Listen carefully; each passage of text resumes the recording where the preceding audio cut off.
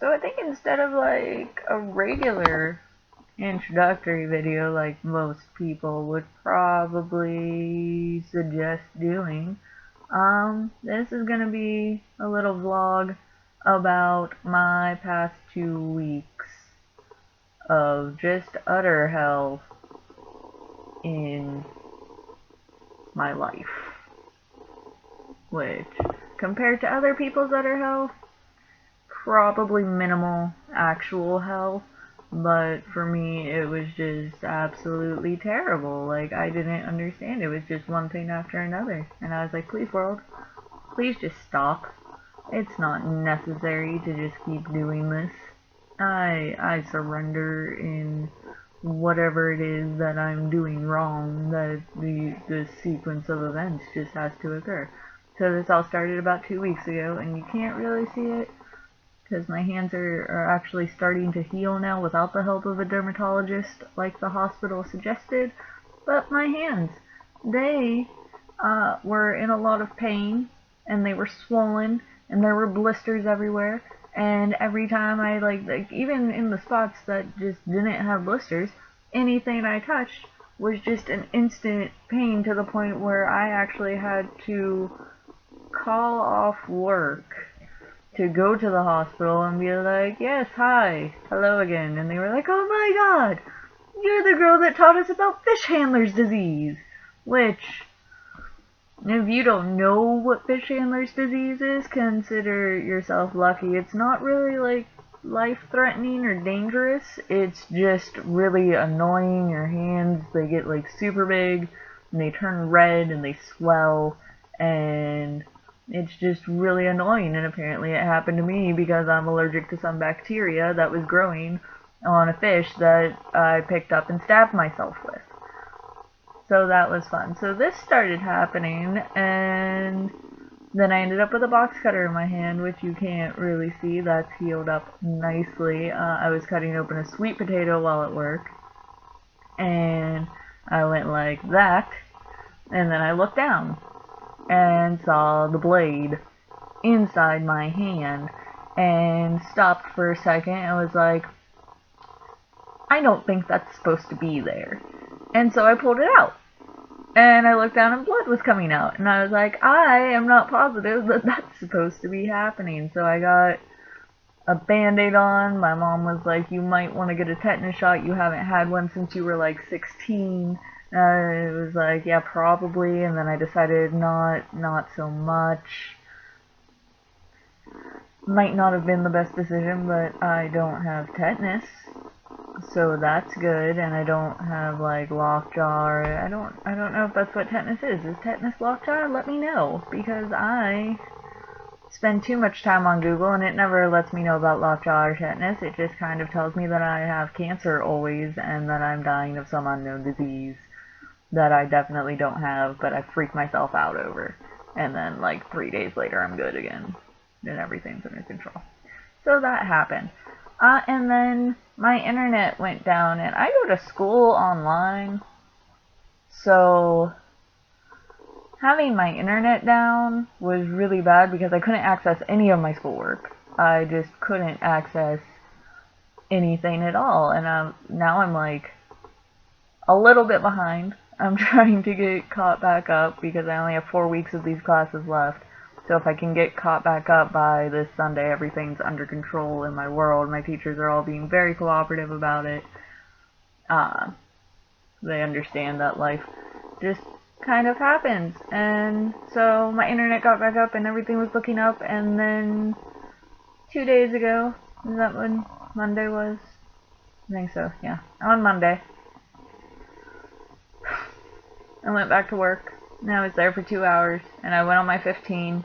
And here the winds were like 60, 70 miles per hour, but we have this like smoker's tent outside. It's like, you know, those metal pavilion tents, they have like the tarp on top like this, and there's like 6 metal poles that you stab into the ground. Well, ours was only tethered down in like 4 corners by like rope. And so me and one of my coworkers were out there trying to like clean up the area, get the bench back in place and everything so we could sit down and smoke. And I got the trash can back together and my cigarette just kind of went whoosh. And I turned my head and I was like, oh no. And then I heard crunch, crunch, crunch. And I went, oh no. And then I turned my head and I went, cook. Oh no. The tent, it wasn't on this side. It was on this side, and there's no bruising there or anything, so that's all good. But the tent just kind of flew up and like took me out with it. It grabbed onto my head, grabbed onto my arm. I went tumbling, and I landed on the ground, and I just laid there. Like, I don't think I really am required to move right now. And my coworker came running over, and she's on the walkie-talkie, and she's like, a coworker is injured. The tent is gone, and you just hear over the walkie-talkie. I'm just like lying there laughing at this point. Like, everything hurt, and all I could think of to do was laugh. And I normally wear glasses, and those were gone, and my phone was gone. But I found my phone. It was like 2 feet away from me. I picked that. Like, she helped me stand up, and I was like, oh look, my phone. And I had her help me bend over to pick that up, and then she's like, come on, sweetie, we have to get you inside. And you just hear over the walkie-talkie, what do you mean a worker is injured? And so she's like, a worker is injured. The tent took her out. I'm trying to get her inside. Oh no! And then, like, she, like, drops the walkie-talkie, kind of, like it's still in her hand, but kind of not. She caught it or something. I'm not really remembering much about this situation properly, I'm sure, because, again, the tent just like that. So she's like, oh no, she runs into the middle of the street and throws her hands up like this and is like waving her arms around frantically because a truck is trying to drive right into the tent that's in the middle of the road. And she's like, no, you can't do that. She's back on the walkie-talkie. I'm stopping trucks. A worker is injured. There's still a tent in the middle of the road. And she finally comes back over to me, and at this point, she had, like, let me go. So at this point, I just decided that it was sit-down time, and I, like, slid down the wall and was just sitting there, and I was like, man, it's really windy out. Man, my head hurts. Man, everything kind of hurts. And then she's like, no, come on, sweetie. Let's get you back up. We gotta get you out of the wind. And she picks me up, and we're, like, speed walking towards the store. I'm like trying to focus on everything and I can't see anything, and it was hilarious to me. And like all of the store managers come running out in like slow motion to me, like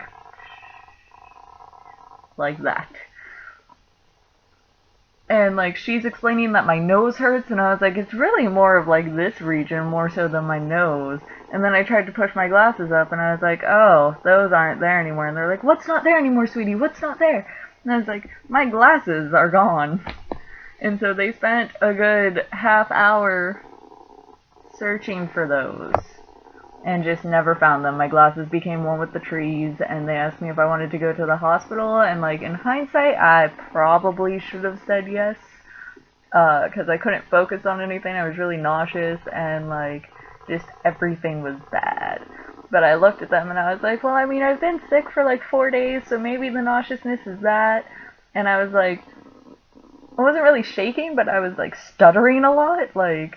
And I don't think so. I don't need to go to the hospital. Like, it was like that. It was really bad. And they're like, are you sure? I mean, we're not gonna make you. But if you want to go to the hospital, it's okay. And I was like, home. I want to go home. Like, that's how bad the stuttering was. And so they got me like water and everything, and they had me call my mom, and I had to sign an incident report, and all this other glorious things. The good news is that they gave me an eye exam, they gave me temporary contacts, and my new glasses come in by December 5th. The bad news is that I got taken out by a fucking tent. I don't know anybody that can really say that. I mean, I'm sure there's people out there who have experienced this, and like, crazy, right? Like, we should, if you're out there and you're watching this video, we should form like a club. People who get knocked out by tents. We can form a Facebook group, a Tumblr page, like we can just go all out, maybe get a Twitter and just post nothing but pictures of people getting taken out by tents. This video is already very long because I'm not planning on editing any of it, and I just kind of needed to get all of that off of my chest because that was a lot to have happen in just a 2-week span. So here's my introductory video. My name is Ribcatron. Ribcatron, I will pronounce that right eventually. Or I'll just slow down my talking a little bit. I've had a lot of caffeine right now. But my name is Ribcatron, and this is my first video. Yay! Have a good night, everyone.